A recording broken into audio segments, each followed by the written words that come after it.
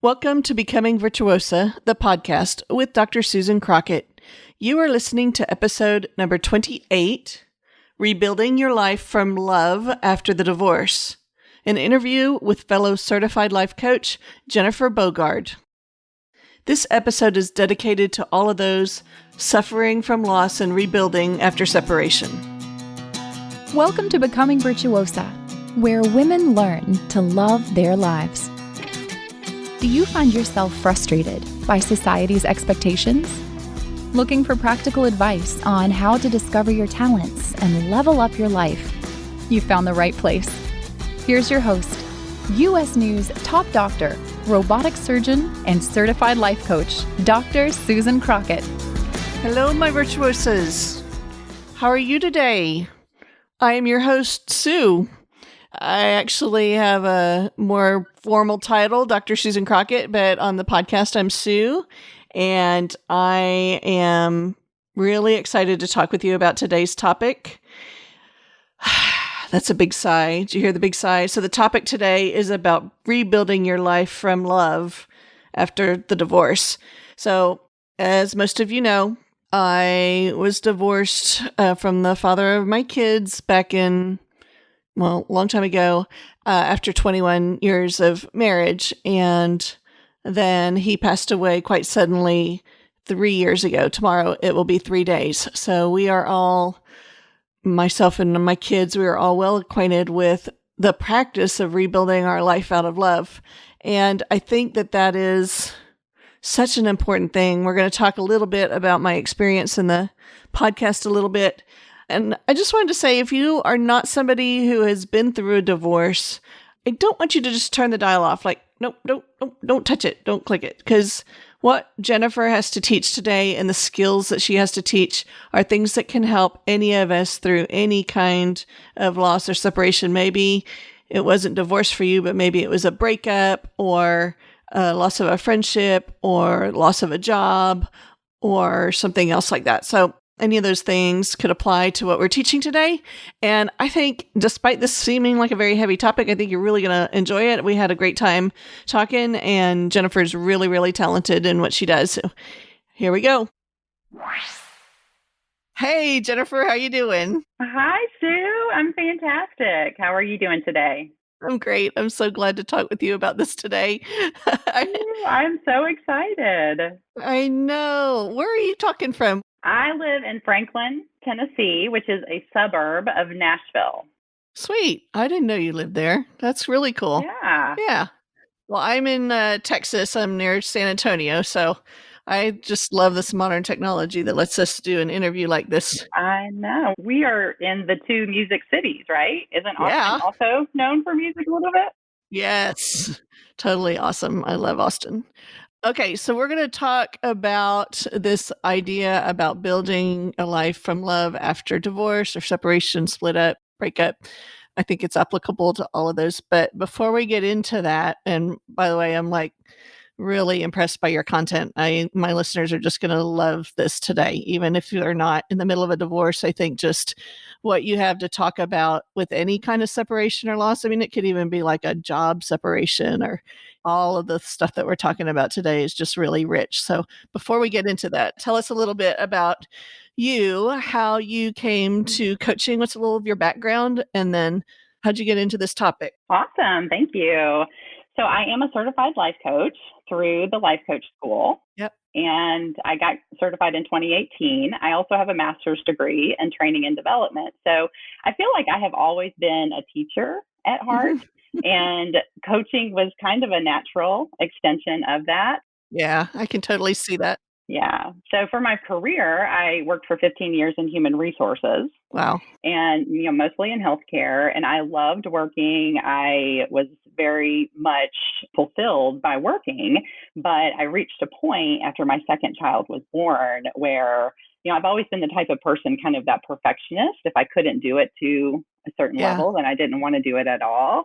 And after my son was born, he's 11 now, but I really convinced myself of that lie that I couldn't have it all, that I wasn't going to be able to have a great career and also to be there for my family. And so I did make the decision when my son was about 3 to stay home. And, I don't want to look at that as a mistake because, that's not the perspective I want to have. That's the way my journey unfolded. But I can honestly say that I was miserable as a stay-at-home mom. You know what? Me too. I tried it for a year when my kids were little, and it was just terrible. Like, I couldn't. I had to find other stuff to do, and I love my kids. I love being a mom, but I couldn't do it. So Yeah. kudos to those who can, but I think that's interesting that we have such similar backgrounds in that. Yes, yes. And so I actually did it for about 3 years. But the greatest gift was that during that time, because I am so kind of hardwired for community and progress and organization and, all of these things, I ended up getting involved in a direct sales company, Cool. which is basically something to do. Yep. But that was really a pivotal decision because through that, it was like a personal development company wrapped up in an essential oil business. That's what we used to always say, right? Interesting. Yeah. Yeah. So through that is where I was introduced to Brooke Castillo and the Life Coach School and several other mentors that I now follow. So then you ended up not only learning, but becoming certified like so many of us. Yes, right? That's what we love. Yes. It's like we drink the Kool-Aid.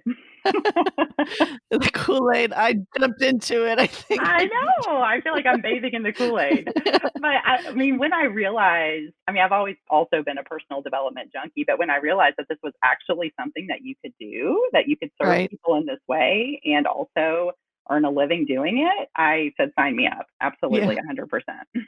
Yeah, so I think it's interesting that the topic today is about healing after divorce. That's part of what I was dealing with when I came to Brooke and ended up getting certified, and it was from my previous marriage, which just I had scars I hadn't figured out how to manage yet, right? Yeah. So I wish I had had somebody like you to help me through then. I think the tools that you've learned and how you've put them into your program are just amazing. So tell me and our listeners a little bit about how you ended up becoming a divorce coach.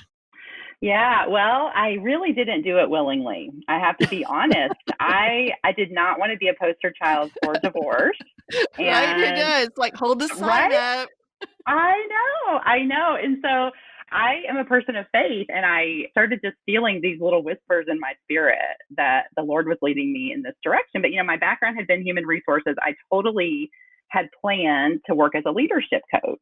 And that was, my plan all along. But then as I started getting into it, I just kept feeling these whispers in my spirit and I really resisted it. But I think that I just finally kind of, I was like, I don't want to talk about pain all the time. So if I work Right? with divorced people, I only want to talk about like growth and moving on and, all of this. And then I felt like the Lord just said, you can't talk about divorce and not talk about the pain, right? Yeah. Like you got to go there. So anyway, I ended up just giving into the call. And I have to say that it has been the very best journey. My heart is so full and big, and I'm so Amazing. I just have such a heart and for this mission of helping women to heal their hearts so that they can go on and do the things that they are created to do. Right? Yeah. Yes. Oh, so cool. Okay, so tell me a little bit about your program. Where do we start? Yeah. So, like I said, my mission is to help women to heal their hearts Right? and to stop living at the mercy of their emotions and their emotional triggers. Because we're really great at that. Like, Right? we think it's just a thing, right? I know. We think that's normal. Yeah, like I feel a thing, and so there it is, and there's a trigger. I get triggered by this or triggered by that, and like we have no say in it, right? Because our emotions just like come up. We're so good at that. So Yeah. No, awesome. I just did a webinar on riding the waves of your emotions. And I feel like that's what it feels like. It's like forces Yeah. outside of us, right? Yeah, We right. think that, and that they just overtake us. And so we end up living in this reactive mode. And that's the living at the mercy of your emotions is when you're just constantly reacting and, you can be going about your day and then you have a conversation or you see a social media post or maybe it's just traffic and then all of a sudden you're hijacked. Yeah. Right. And you're just off to the Been there. races. So yeah. Right. And of course we've all been there, but I think to not live in that place and to have these tools where you know what to do to get a handle on your emotions.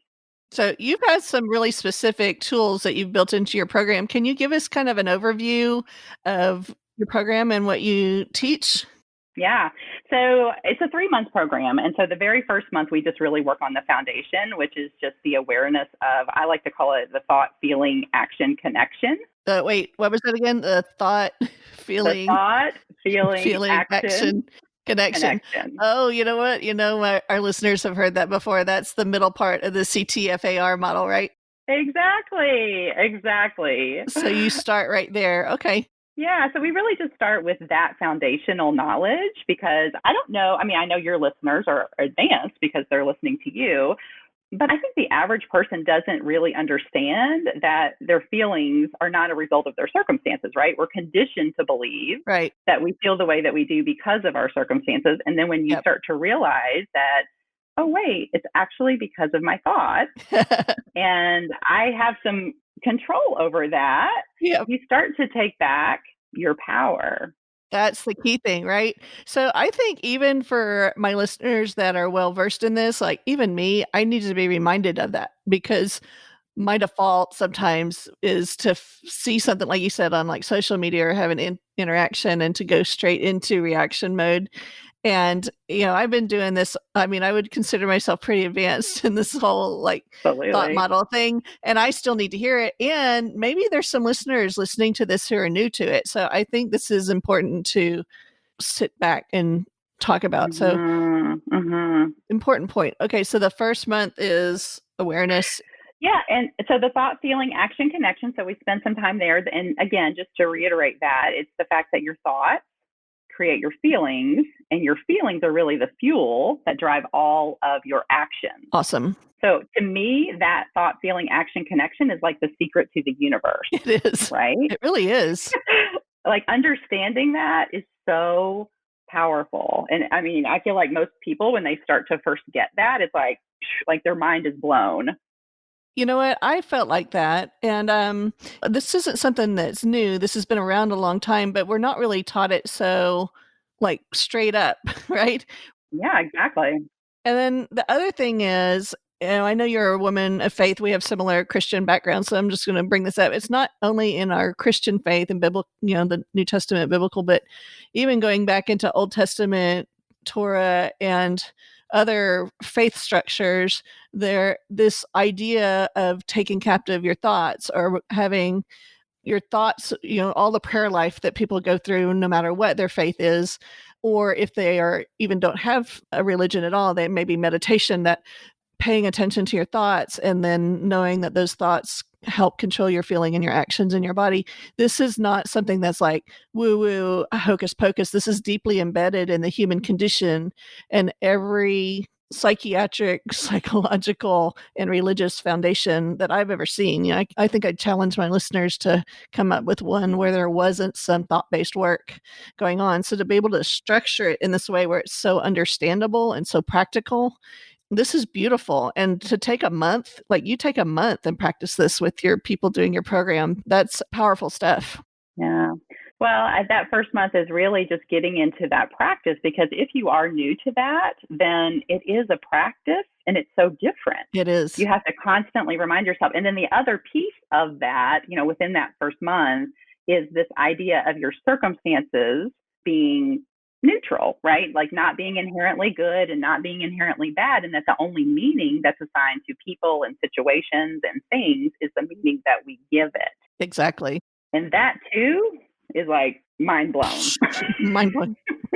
Divorce is a really good example of that, right? Because exactly. We tend to assign divorce is bad or divorce is good, but divorce is just a very neutral. Two things are separated, right? Neither good nor bad. It's a circumstance that happens, and then our thoughts around that are what create all the rest.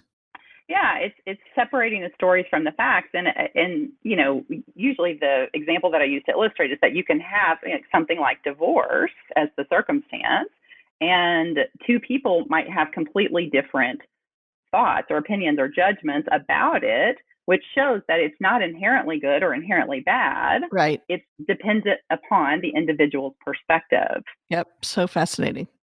And the thing that I feel like sometimes people are so, like with a life coach, you think, oh, this is all just rah rah, just think positive all the time.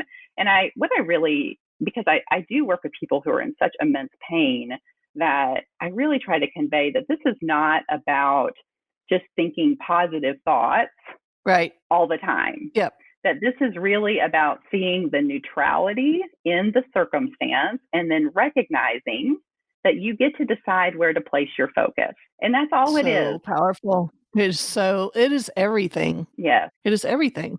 it is. Okay, so month 1 is awareness. Tell us about month 2 then. Yeah. So month 2, I feel like is such a powerful month. And this is where we get into rewriting your story. And that is really a huge part of healing.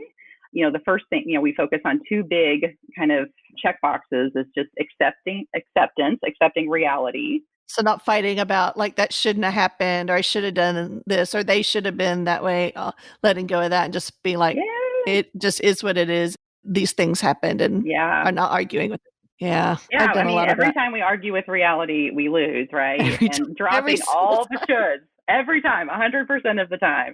And again, and recognizing that acceptance doesn't mean that I like it or that I agree with it, but just that you can recognize and embrace that this happened, that this is what it is. And I think so often we get so caught up in the injustice of the situation. And so again, seeing that neutrality in it, that this happened and it is what it is. And then from there, forgiveness. And I think that can be such a hard thing for some women to move forward into that place of forgiveness. And sometimes it's just as simple as forgiving yourself. Yep. But also to move into really a place of forgiving your ex. So hard sometimes. Like, I know. Oh, it took me so long to figure that out from my first marriage. I just was so victimized and so hurt. And, I think the scenario was we had to create something really disastrous to feel like we validated the divorce because, just because of all the things. And so the fallout was that having to let go of that and just have forgiveness and compassion and see the other person's point of view took me a really long time. Like, I wish I'd had your program. It would have been nice to have it done in 3 months because it took me a long, long time. Yeah. Well, and I think that the thing with forgiveness is we always think about it as like, I hear so often, he doesn't deserve that. And it's like to really understand that forgiveness is not for him. It's for you. No, absolutely. Yeah. It is 100% it's self-serving. It is for you. Absolutely.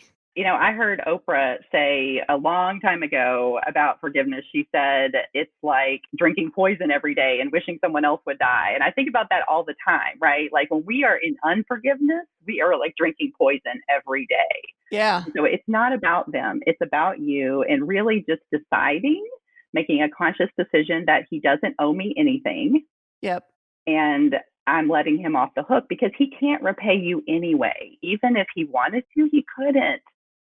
And so it's like to forgive is to move into acceptance and just release, to unhook from the drama that's spinning.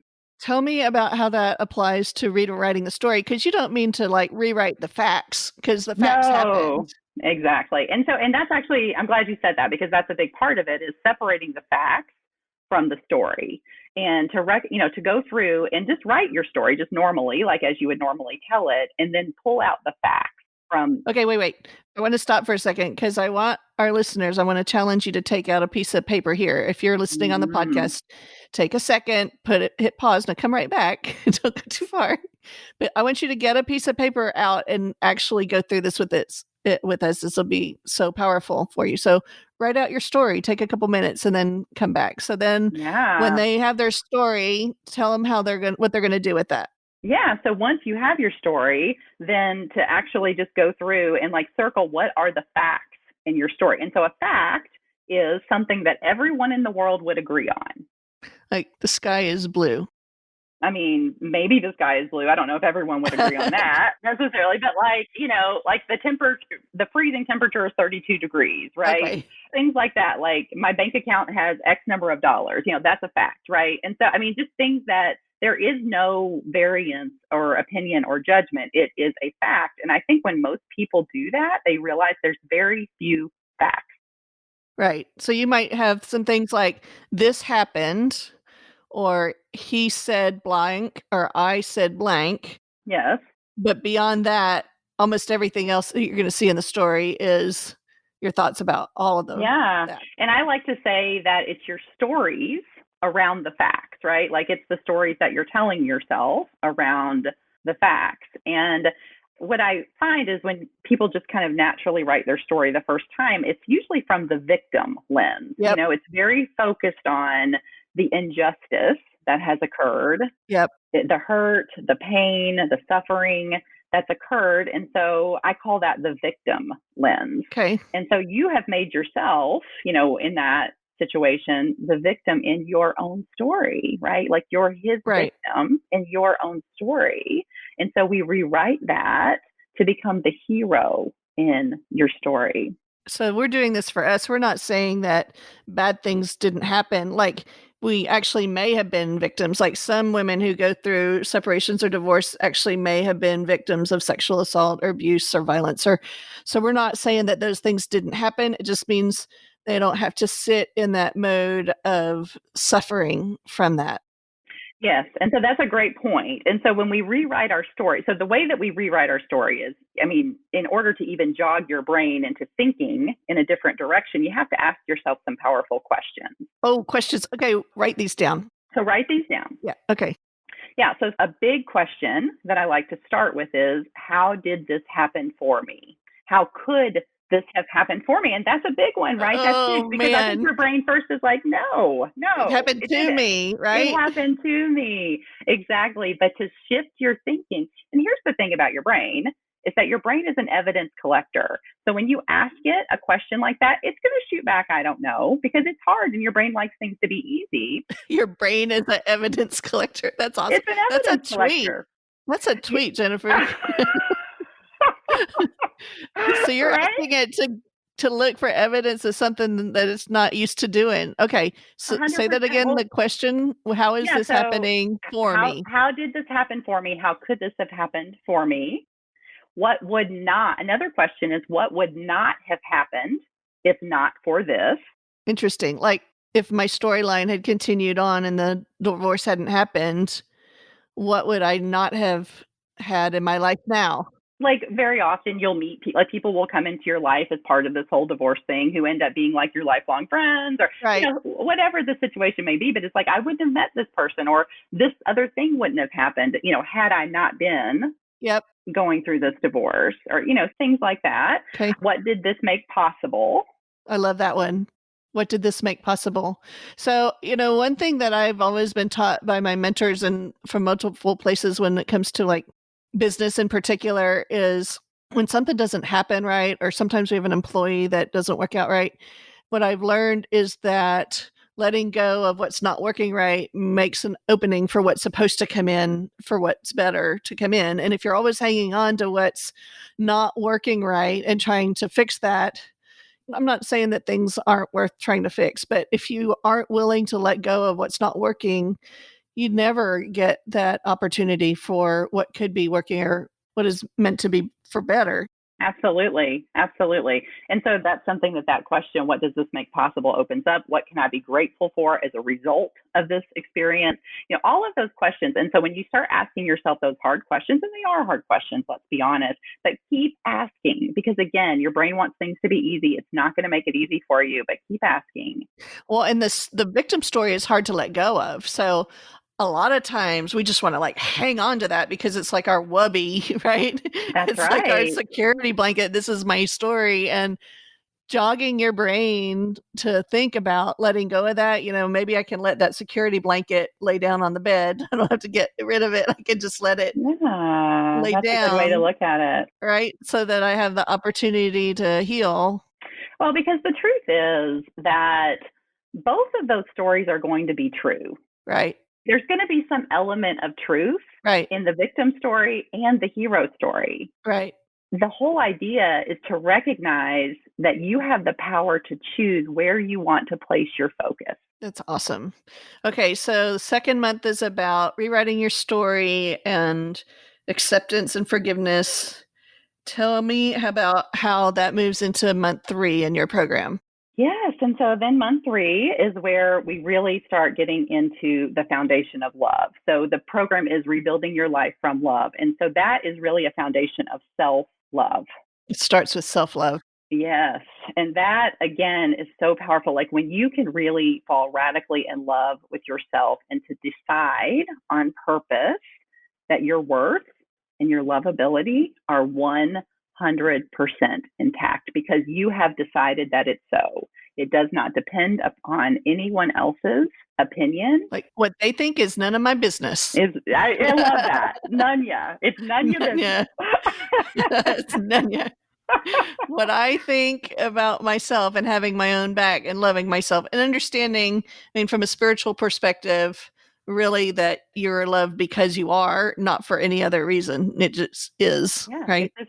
it's just 100% from the time that you're born, no matter what you do or no matter what you don't do, and just deciding to believe that. And I think that can be, again, that's a hard thing for some people to do, but it's so important because again, that is your foundation that you're standing on.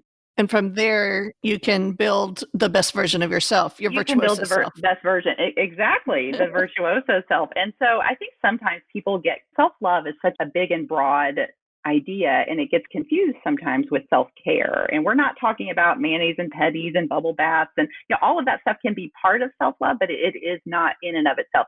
Those things can be part of self love if they are coming from the intention of self love.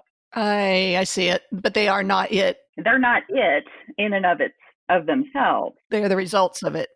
Yeah, that's exactly right. It's all about the intention. But I always say that self love is really about just building practices and rhythms into your life of taking good care of yourself, your mind, your body, and your spirit. Yes. And so just some real actionable things is like taking care of your body, getting enough sleep, paying attention to how does this food make me feel versus that food, and eating more of the foods that make us feel good, moving our body, drinking our water. I mean, just the basic things, right? Like taking care of our body. Like when you take care of your body takes care of you. Exactly. And then taking care of your mind, journaling, practicing gratitude. Oh my goodness, Sue. I feel like we could talk all day about that, but that is so powerful. We could do a podcast in and of itself on gratitude. That's a great idea because I Sign think you me and up I for both that. could. Yeah, I like Mm-hmm. that. I'm writing it down. That's going to be number 2 for you. I think meditation is another really powerful tool to just quiet your mind because all of us know when we're going through any type of struggle. I mean, divorce obviously is a huge one, but any type of struggle, your mind is just chattering all the time. Yep. It needs rest.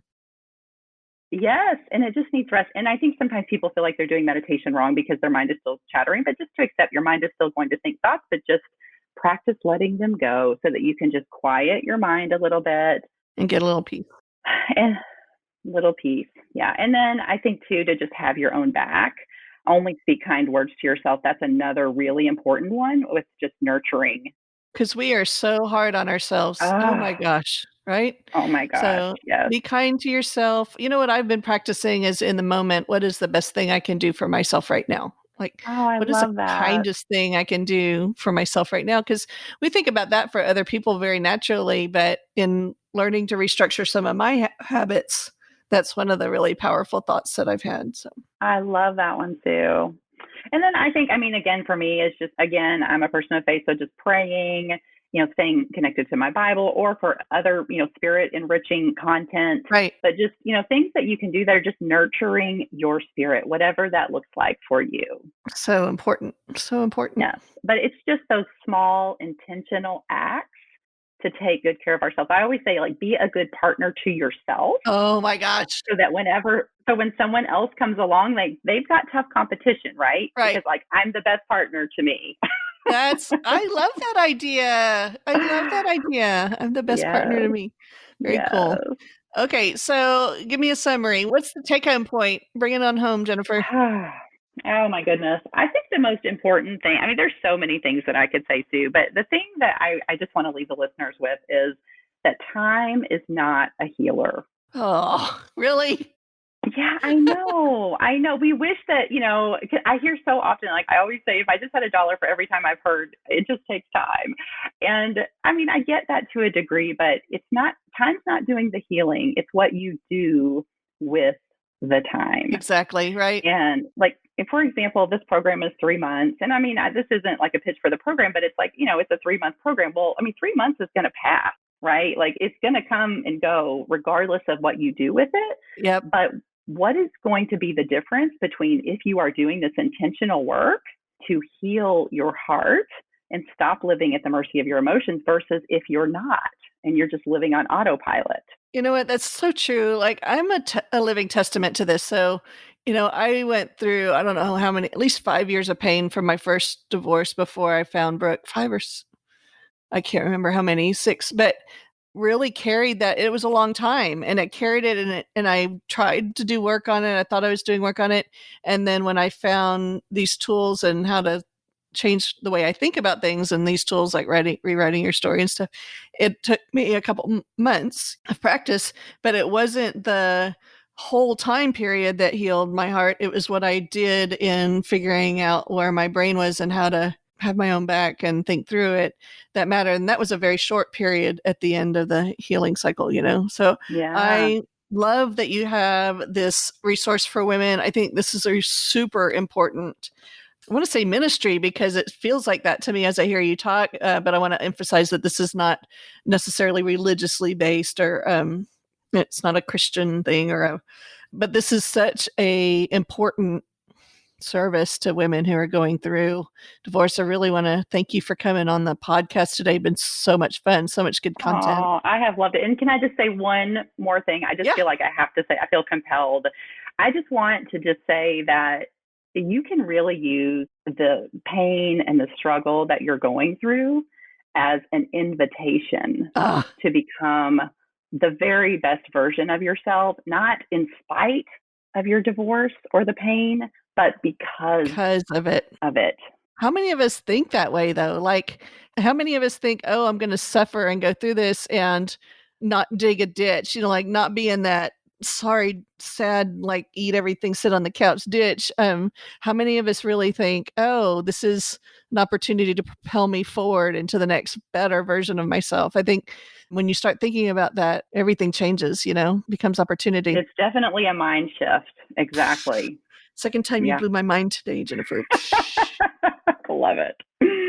Okay, so where can people find your program other than through the new virtuosacoaching.com site, because you're one of our coaches there, but tell our listeners how else they can find you. Yeah, so I'm at jenniferbogard.com. Okay. And also on the socials, Facebook and Instagram at Jennifer Bogard Coaching. All right, and we'll make sure we put those in the show notes. And thank you again so much, you guys. Thanks for listening. Thanks, Jennifer. Bye. Thank you. Bye-bye. All right, so what we've shown you today, we've shown you how to start from a place of love to rebuild your life after a divorce or after some other similar loss. And I think this take home that Jennifer hit on at the end, that it's not time that's the healer, but it is what you do at that time and how you work on how you think and want to build your life and where you do that from. That is the key point. I can tell you that from my experience. And I was so grateful to find her teaching that because it's so helpful for healing your broken heart. So now we get to the part about what we're listening to and reading. So today we are listening to Taylor Swift's new album, Folklore. Folklore was just released and Jennifer's a big Taylor Swift fan, so that's what she's listening to this week. And she's reading Return to Love by Marianne Williamson and Glennon Doyle's Untamed, which, as you know, are favorites on this podcast. As far as what she's watching on Netflix, she's watching Single Wives, which is a really interesting series on Netflix about women who have previously been married, some of them divorced, one of them widowed, and about them getting back into the dating game. So very fascinating. Hope you enjoy. Next week, we're going to have Penny Gamble talk about how to allow urges. Okay, love draws a bigger circle, my friends. Okay, my virtuosos, have a wonderful week. Love always, Sue, and I will see you next week in episode number 29. Thanks for listening to this episode of Becoming Virtuosa. If you want to find out more, come check out virtuosacoaching.com. That's virtuosa with an A, coaching.com. See you next week.